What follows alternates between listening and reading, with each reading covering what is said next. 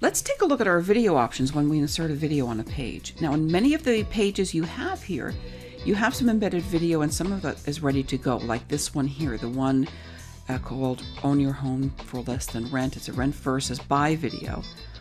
And if you see this play out, you'll see it just kind of appears on top of white space. And this is a YouTube video. And I want to show you how I came up with this particular style. You see that there's nothing around it, no frame, nothing else, right? There's no player appearing around it. And then when it's over, it just defaults. And I think it's a very, very clean look. So I'm going to go to this page right now. And here we have this video as it is. I'm going to insert another video underneath that, so that we can see the difference. So let me show you what our options are. Our options are to insert a YouTube video or embed code. And if you're working with another video hosting service like Vimeo or Wistia, or you're self-hosting, you can put your own embed code here. You can align it any way you like, and that will appear. Or you can insert the YouTube video, and let me show you what that looks like. If I take this same video and I insert the same video on this page, let's see how that looks. So let's say I want that to be at 600 pixels. I don't want it to autoplay. Well, either I do or I don't. Do I want to remove the controls? Probably not. I think I would leave the controls there so people can play it if they want. Do I want to remove related videos? Yeah, probably do. Now, what does that mean when we remove controls? Let me give you an idea of like removing controls and not removing controls. Over on my bonus page, there's a video at the top of the page, and that's just a little commercial kind of video. And you see there are no controls over here. You can click on the video and stop it, but there really are no other controls beyond that, and that's by design.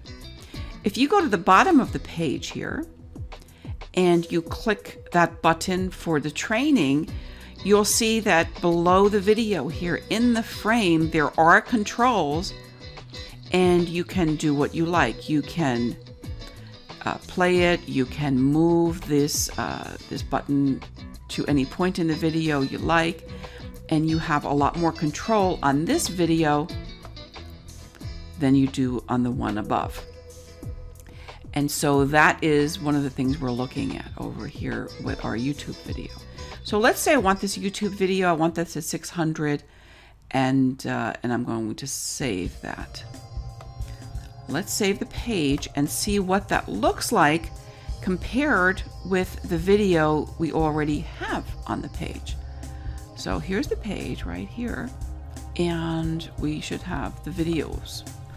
Well, let me point something out here. One of the things I forgot to do was insert that little spacer bar, and it's really a good practice to insert a spacer bar, a vertical spacer between the elements on the page so that they don't run into each other. I forgot about that.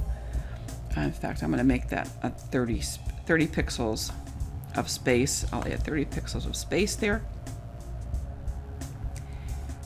And when we refresh the page, we should see that. All right, so right off the bat, we can see a couple of differences here. Right off the bat, we can see a couple of differences here. All right, we don't have quite that clean look that we had before. You see that? All right, let me just pause this for a second. I'll play it, right? I'll play it as far as a little bit. See that? Let me move it down on the page a little bit. All right, so there it is. Let me get this video to the same spot. I don't have the buttons here to control, but I can stop it. So let's see how that looks. See? So if I stop that at the same place, you see how different that looks. Now this does have a sharing button, but how many people are going to share this, right? It just doesn't look as nice as this does on the page. This is the same YouTube video that this one is. So let me show you how I got from this video to this video. This is a video. So the second video I added, again, that was done with the YouTube video, and that's just how it comes out. The one above that is also done with the YouTube video, but instead of using the URL and adding other information, I used the embed code. I used standard embed code. When I went into that for the embed code, let me show you what I did. All right, we're going to share and we're going to go to embed. When you collect your embed code in YouTube, it gives you some choices. Number one, I'm going to pick the size, all right, the 640, and that's what it looks like. That looks like that second video, right? I don't want the player controls. I don't want this video player, the video title. See, I want that off. And I do not want it to show suggested videos when the video finishes. So now that I have specified the way I want my video to appear in the embed by unclicking these buttons, then I can collect this information and add that to the embed code here. Because now the embed code contains all of those instructions so that the video appears without all of this distracting shading and titling and controls, and looks like this. Different, right? It's very, very different. So keep that in mind as you're inserting your videos, and don't just assume. And don't assume if you're using a YouTube video that you have to take that top selection, because you don't. You can use YouTube videos very, very well, and they can look graphically very, very nice if you just strip out all of those instructions when you are creating your embed code here.